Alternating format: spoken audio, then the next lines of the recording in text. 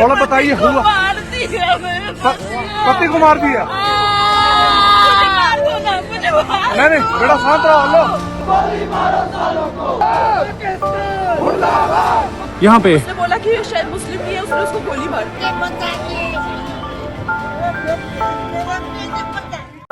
हिंदू होने की सजा मौत। सऊदी दौरे बीच में छोड़कर पीएम पहुंचे दिल्ली। अजीत डोभाल के साथ मोदी की मीटिंग। पहलगाम आतंकी हमले में 28 की मौत। पहलगाम का बदला लेंगे पीएम मोदी।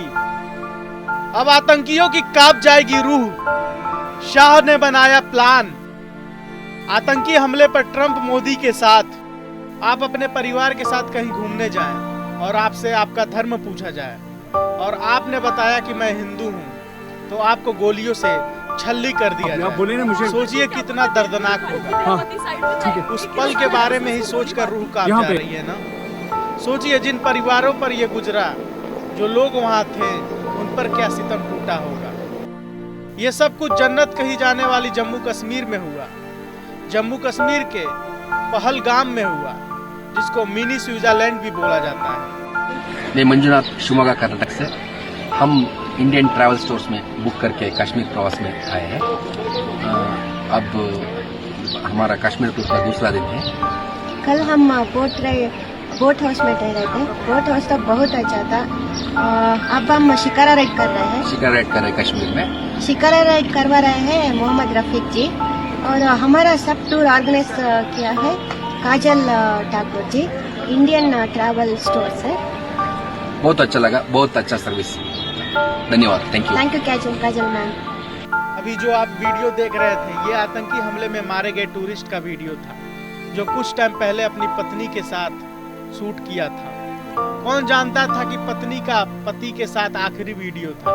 अभी हाल ही में मुर्शिदाबाद में आपने देखा किस तरीके से वक्फ कानून के विरोध के नाम पर हिंदुओं को घरों से खींचकर मार दिया गया।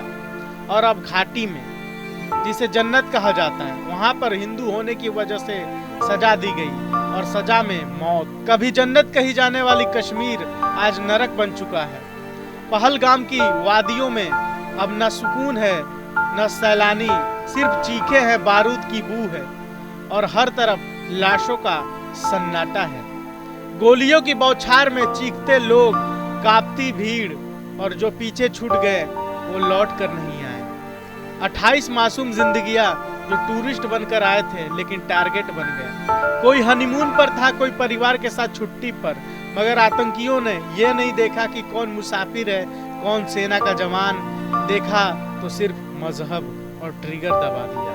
सवाल अब सिर्फ आतंकवाद पर नहीं, सवाल हिंदुस्तान की हिफाजत पर है।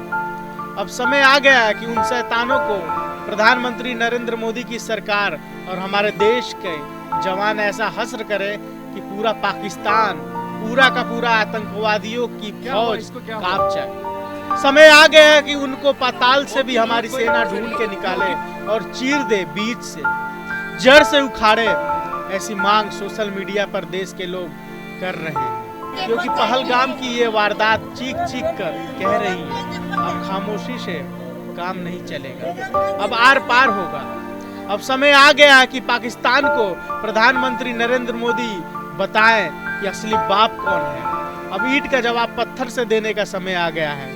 अब न भाईचारा दिखाना है, न कोई बिजनेस करना है, न क्रिकेट खेलना है। अब तो चुन चुन कर आतंकवादियों को खत्म कर देना है।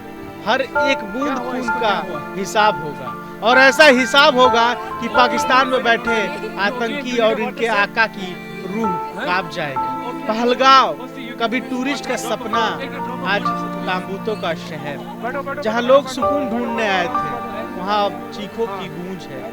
28 लाशें, जिसमें सिर्फ शरीर नहीं मरे, पूरे परिवार खत्म हो गए। किसी के पिता नहीं लौटे, किसी की मांग उजड़ गई, किसी के सिर से बाप का साया गया, किसी की गोद में लहूलुहान बच्चा पड़ा रहा। टूरिज्म का चहकता मिनी स्विट्जरलैंड 5 मिनट में मातमगाह बन गया। जवान भी शहीद हुए, नवविवाहित नौसेना का जवान भी नहीं बचा। वो अभी मेहंदी भी नहीं उतरी, सपने अभी बुनने शुरू हुए और तिरंगे में लिपट कर उसका सुहाग लौट आया। नौसेना का जवान जिसकी आंखों में जिंदगी की चमक आज सिर्फ एक फोटो फ्रेम में मुस्कुरा रहा है। इस बार पहलगाम में सिर्फ खून देखा, इंसानियत नहीं। पुलिस सूत्रों ने बताया कि इस हमले में 28 की मौत हुई है, जिसमें ज्यादातर टूरिस्ट हैं। मृतकों में 2 विदेशी और 2 स्थानीय लोग भी बताए जा रहे हैं। यह 2019 के पुलवामा हमले के बाद घाटी में सबसे घातक आतंकी हमला है। स्थानीय प्रशासन ने श्रीनगर में इमरजेंसी कंट्रोल रूम बनाया है और लोगों की मदद के लिए फोन नंबर भी जारी किए हैं। ये फोन नंबर मैं आपको बता दूं 0194245753 और दूसरा 0194248365 और साथ में एक मोबाइल नंबर भी है 7006058623। इन सब के बीच अब सवाल उठता है कि क्या हमारे टूरिस्ट सिर्फ टारगेट है, अब सुरक्षा में चूक थी या इंटेलिजेंस फेल? इसका जवाब कौन देगा? ये हमला सिर्फ पहलगाम पर नहीं, पूरे देश की सुरक्षा पर तमाचा है। जो खून पहलगाम की जमीन ने पिया है, भारत उसका हिसाब लेगा। ये सिर्फ हमला नहीं, यह कायराना ललकार था और भारत अब इसका जवाब देगा। ऐसा जवाब देगा जो पीढ़ियां याद रखेगी, जिसको लेकर प्रधानमंत्री नरेंद्र मोदी ने अजीत डोवाल के साथ हाई लेवल मीटिंग की है। अब जम्मू कश्मीर में कभी भी कुछ भी हो सकता है। 28 लाशें, लेकिन मातम सिर्फ गिने चुने घरों में नहीं, पूरे मुल्क में पसरा गया। ये भारत है जहां आंसू बहते हैं मगर बदला लेना नहीं भूलते। गुनहगारों को न हिंदुस्तान छोड़ेगा न हिंदुस्तानी भूलेंगे।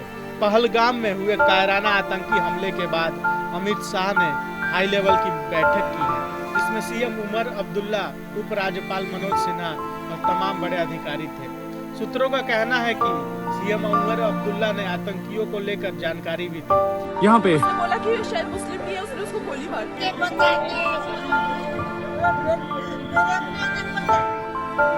आतंकी हफ्ते भर पहले से हमले की प्लानिंग कर रहे थे।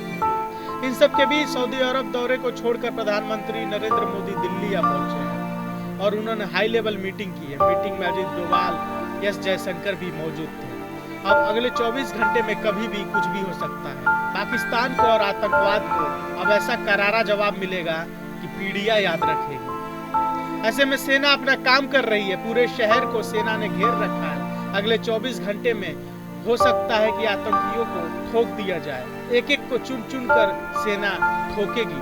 जिस तरीके से पुलवामा का बदला लिया गया था, पाकिस्तान में घुसकर हमारी सेना ने आतंकवादियों को जैसे ठोका था, अब सवाल उठता है क्या इन कायरों को भी वैसे ठोकेगी या उससे भी बड़ी सजा मिलेगी?